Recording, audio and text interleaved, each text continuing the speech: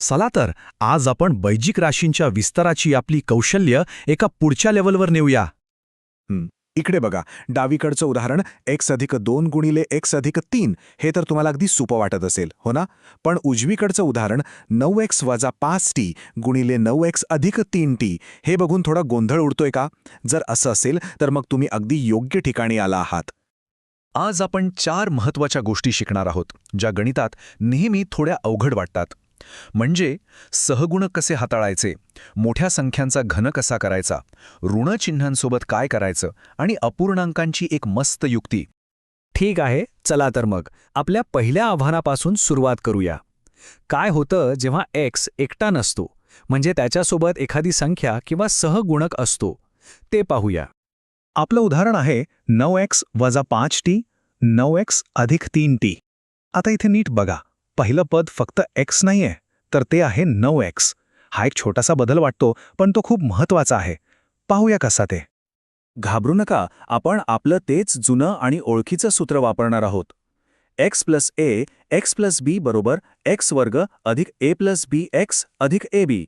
पण एक गोष्ट आपल्याला इथे काळजीपूर्वक करावी लागेल, ती म्हणजे xच्या जागी आपण नेमकं काय ठेवणार आहोत.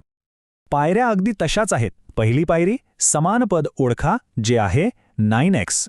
दुसरी पायरी, आणि ही सर्वात महत्त्वाची आहे, संपूर्ण पहिल्या पदाचा वर्ग करा. मग तिसऱ्या पायरीमध्ये दुसऱ्या पदांची बेरीज करून त्याला समान पदाने म्हणजे 9x ने गुणा, आणि शेवटी दोन्ही दुसऱ्या पदांचा गुणाकार करा. सगळ्यात महत्त्वाचं काय, तर 9x ला एकच गट मानायचं. आणि इथेच बहुतेक जण चुकतात. लक्षात ठेवा, 9x वर्ग म्हणजे 81x² होतो, 9x² नाही. तुम्हाला 9चा पण वर्ग करायचा आहे आणि xचा पण. ही गोष्ट अजिबात विसरायची नाही. आणि जेव्हा आपण या सगळ्या पायऱ्या बरोबर करतो, तेव्हा आपल्याला आपलं अंतिम उत्तर मिळतं 81x² - 18xt - 15t². पाहिलंत किती सोपं आहे. चला, पहिलं कौशल्य तर आपण शिकलो. आता पुढच्या स्तरावर जाऊया. बघूया की ही सूत्र वापरून आपण कॅल्क्युलेटरशिवाय मोठ्या संख्यांचा घन कसा काढू शकतो. समजा आपल्याला 52चं घन काढायचं आहे.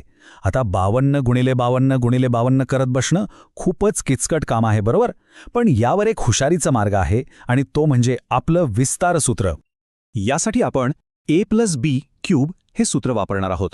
हे सूत्र काय करतं, तर एका मोठ्या अवघड वाटणाऱ्या गणिताचे लहान सोपे तुकडे करतं. सूत्र आहे a³ + 3a²b + 3ab² + b³. आता खरी युक्ती इथे आहे. आपण 52ची फोड 2 सोप्या संख्यांमध्ये करणार आहोत. सगळ्यात सोपं काय, 50 + 2, म्हणजे आपलं गणित झालं 50 + 2 कंसाचा क्यूब. याचाच अर्थ a म्हणजे 50 आणि b म्हणजे 2. आता फक्त या किमती सूत्रात टाकायच्या आहेत. हा तक्ता बघा किती सोपं होतंय. a³ म्हणजे 50चा घन, तो आला 1,25,000. मग 3a²b म्हणजे 3 गुणिले 50चा वर्ग गुणिले 2, ते आलं 15,000.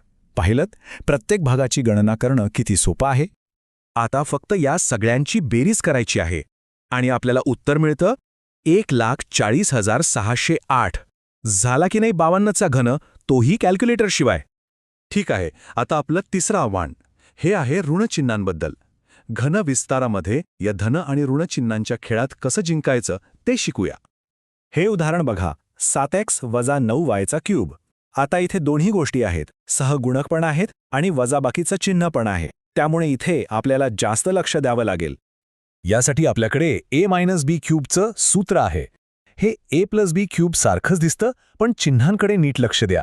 या सूत्रात चिन्हांचा एक विशिष्ट क्रम आहे, एक पॅटर्न आहे. हा चिन्हांचा क्रम लक्षात ठेवायला खूप सोपा आहे. तो असा आहे प्लस मायनस प्लस मायनस, म्हणजे चिन्ह एकानंतर एक बदलतात. पहिलं पद नेहमी प्लस असतं आणि मग बाकीची चिन्ह आलटून पालटून येतात. तर ते सूत्र वापरून आणि चिन्हांचा हा क्रम लक्षात ठेवून जेव्हा आपण गणित सोडवतो, तेव्हा आपल्याला हे अंतिम उत्तर मिळतं. थोडं मोठं दिसतंय, पण पायऱ्या अगदी सरळ आहेत. आणि आता आपण आलो आहोत आपल्या शेवटच्या आणि सगळ्यात मजेशीर आव्हानाकडे. इथे एक अशी युक्ती आहे जी खूप वेळ वाचवते. चला अपूर्णांकांबद्दल बोलूया. आपलं उदाहरण आहे x + 1/x याचा क्यूब. आता यात विशेष काय आहे तर इथली दोन्ही पदं म्हणजे x आणि 1/x ही एकमेकांची गुणाकार व्यस्त आहेत आणि जेव्हा असं होतं तेव्हा मधल्या पदांमध्ये एक जादू घडते. चला पायऱ्या बघूया. पहिलं पद सोपं आहे x³ शेवटचं पदही सोपं आहे 1/x³. पण खरी गंमत मधल्या पदांमध्ये आहे. 3a² मध्ये आपल्याला मिळतं 3 गुणिले x² गुणिले 1/x. यातले x एकमेकांना रद्द करतात आणि उरतं फक्त 3x. तसंच 3ab² मध्ये उरतं फक्त 3/x. किती सोपं झालं बघा. आणि त्यामुळेच आपलं अंतिम उत्तर किती छान, सोपं आणि सुटसुटीत दिसतं. x घन अधिक 3x अधिक 3/x अधिक 1/x घन.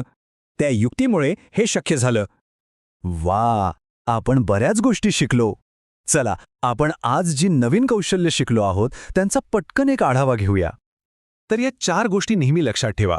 1. सहगुणकासकट संपूर्ण पदाचा वर्ग करा. 2. मोठ्या संख्यांसाठी सूत्रांचा वापर करा. 3. a-b³ साठी तो प्लस मायनस वाला चिन्हांचा क्रम विसरू नका. आणि 4. अपूर्णांक दिसले की चल रद्द होतात का याकडे लक्ष द्या. या 4 गोष्टींनी तुमची गणितं खूप सोपी होतील. तर आता तुमच्याकडे सहगुणक, मोठ्या संख्या, ऋणचिन्ह आणि अपूर्णांक हाताळण्यासाठी नवीन हत्यारे आहेत. आता जरा विचार करा की ही सूत्र वापरून तुम्ही अजून कोणती अवघड वाटणारी गणितं सोडवू शकता. यावर विचार केल्यानेच तुम्हाला या सूत्रांवर खरी पकड मिळवता येईल.